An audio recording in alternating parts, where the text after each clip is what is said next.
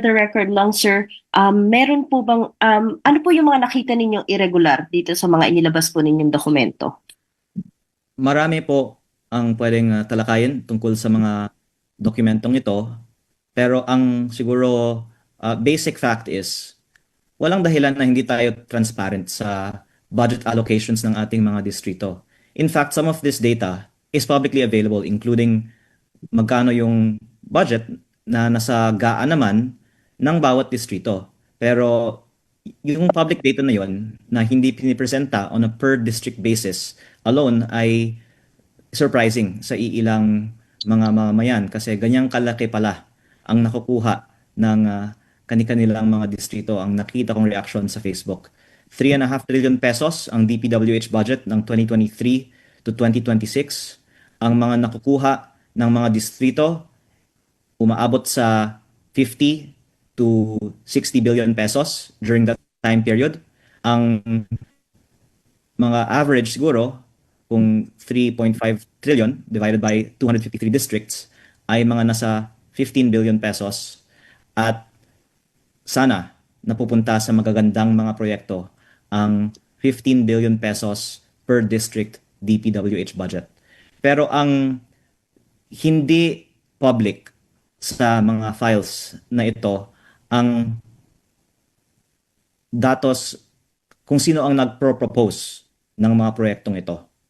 At ang isang terminology na na-introduce sa recent discussions surrounding the budget system of Yusek Cabral ay ang term allocable. So ayon sa mga files na ito, 401.3 billion ang allocable budget sa taong 2025.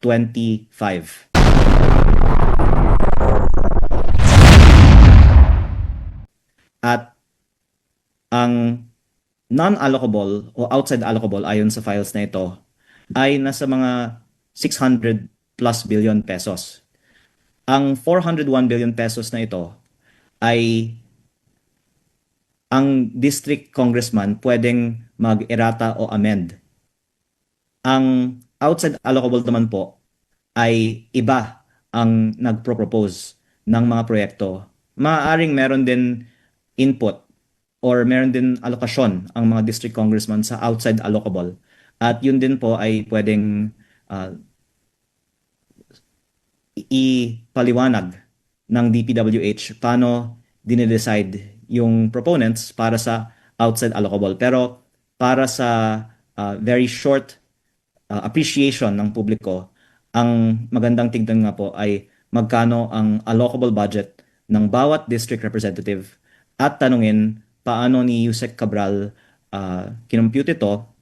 Ibinahagi po ni Yusek Cabral sa akin noong June 11 sa aming unang meeting sa kanyang opisina ang kanyang high-level budget allocation formula. At meron nga siya pong acronym dito, yung um, acronym nga niya po ay ang kanyang Baseline Balanced Managed Parametric Formula adopted in the National Expenditure Program Preparation.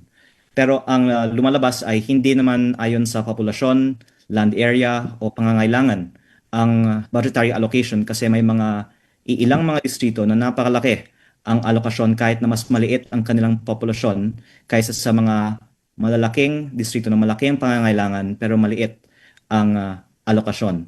At ang nasabi ko na nga din po sa ibang mga interviews ay napansin ko nga po na may mga distrito na malaki ang populasyon at marami din po kasing mga contractor doon.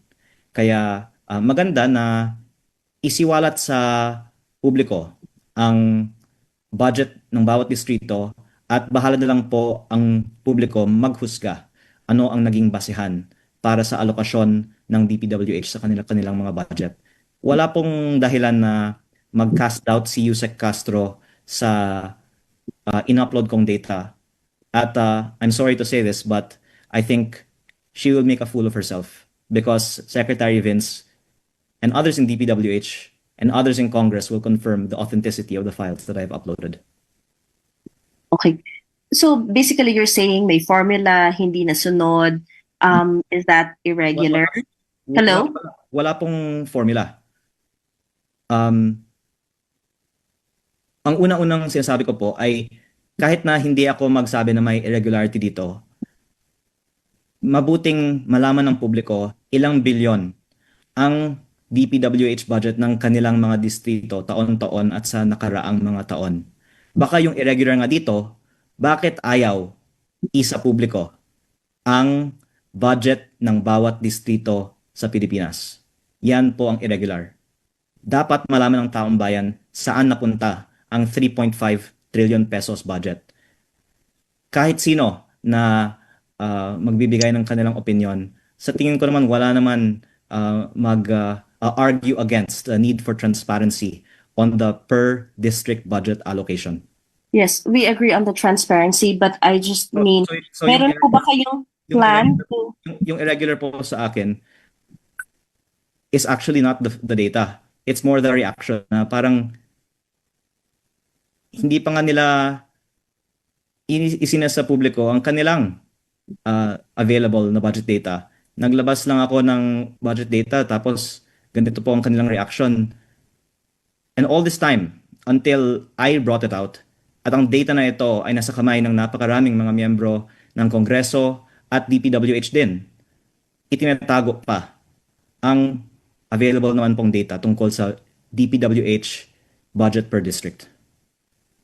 Okay, so just to clarify, sir, will this, are you saying that this is just for transparency and you're not seeing any irregularity? Ang ICI at Ombudsman ay gumagawa ng mga investigasyon pa tungkol sa mga irregularities, linking, for example, the proponents of projects to the contractors who are eventually awarded the projects. The budget data is a starting point. There might be some cases where prima facie, the proponent is linked to the contractor, and that is an irregularity. But in other cases, there might have to be some further research on if there is a relationship between the proponent and the contractor, and maybe AMLAC can help find out if there was a financial transaction behind the insertion. But I think the most irregular thing here is bakit itinatago all these years yung budget per district data ng DPWH.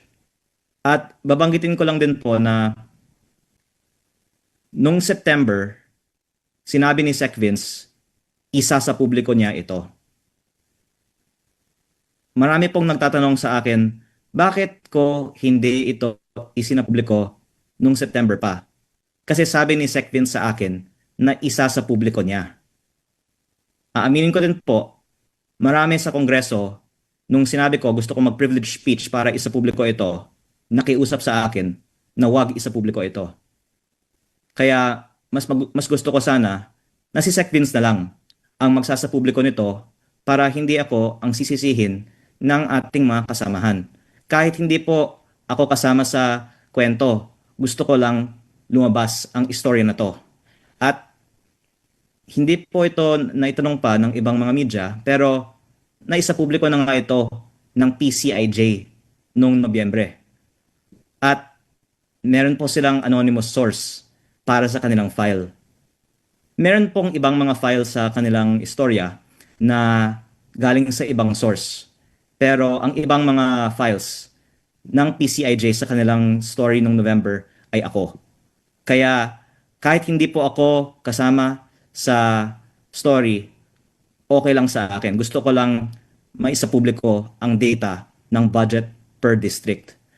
Noong November din, pinakita ko sa ICI at sa Ombudsman ang buong file na nakuha ko mula sa opisina ni Yusek Cabral at sinabi nila sa akin then, only then did they see it. And I'm thankful that this Tuesday, the DPWH finally turned it over to the Ombudsman after all of this happened. I think that I was the one who, in good faith, showed it to them in November, and yet I don't know why people are asking why I'm only talking about this now. I gave an interview in November also talking about this list, in fact, several interviews, and was saying that Yusek Cabral knows more about the DPWH budget than any other official, and that she should be made a state witness. At ikinalulungkot ko po na hindi ito na-actionan ng gobyerno. Pero for the record, nung November ko pa sinasabi lahat ito, nung buhay pa si Yusek Cabral.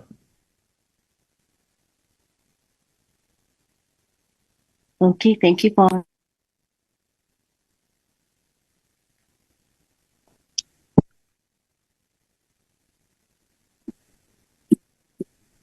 Sir, ay, sorry, Marian, go ahead. Sige, go ahead ate. Ikaw muna.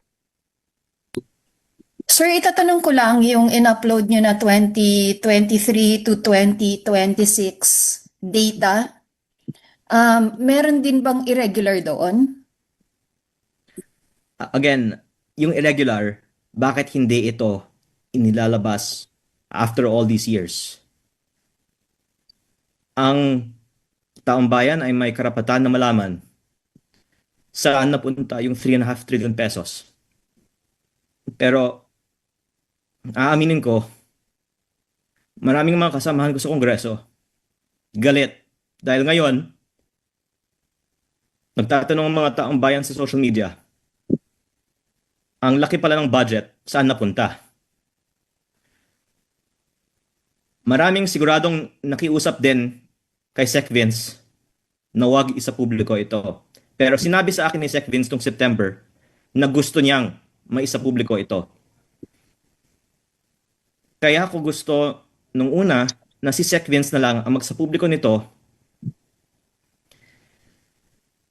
para hindi ka questionin pa ng ibang mga ahensya ng gobyerno katulad ni Yusek Claire Castro ang authenticity na ito. Pero si Sec Vince mismo ang nagbigay sa akin ng ibang mga files dito. Hindi nga si Yusek Cabral ang nagbigay ng ilang mga files dito sa akin. Si Sec Vince ang nagpabigay sa akin ng ilang mga files dito. Kaya, I'm sorry, but there's a reason I suppose na hindi pa nagpahayag si Secretary Vince sa media. I don't know why Yusek Claire is not coordinating with him. Yusek Claire Castro will make a fool of herself because Sec Vince will confirm the authenticity of the files that I